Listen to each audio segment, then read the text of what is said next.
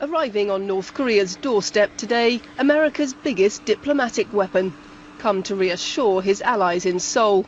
But tailing Mr. Kerry's plane across the Pacific, a fresh source of worry, a US intelligence report that North Korea might already have put a nuclear warhead onto a missile. We are all united in the fact that North Korea will not be accepted as a nuclear power. The rhetoric that we're hearing from North Korea is simply unacceptable. The assessment, described as moderately confident, was quickly dismissed by defense officials in Washington and Seoul, and most experts say Pyongyang has not yet mastered the technology. It is inaccurate to suggest that the DPRK has fully tested, developed, or demonstrated capabilities that are articulated in that report. So we do not operate on the presumption that they have that fully tested and available capacity.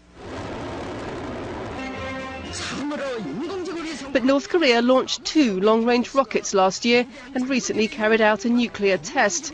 With several new missiles now said to be ready for launch, the intelligence assessment adds another layer of uncertainty to an already dangerous guessing game.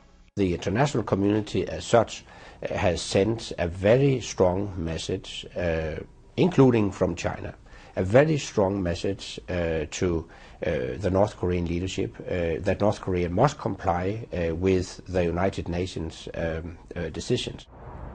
John Kerry's first visit to this region as Secretary of State also marks the first crisis of his time in office.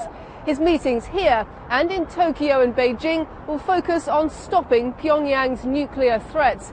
But if the latest US intelligence is right, when it comes to North Korea, diplomacy may have already failed. As soldiers from North and South Korea face each other across the distinctive blue huts once used for negotiations, some politicians here have again called for talks. But many will be asking what talks can achieve if Pyongyang does now have deliverable nuclear weapons, and what it would mean for the world if it does.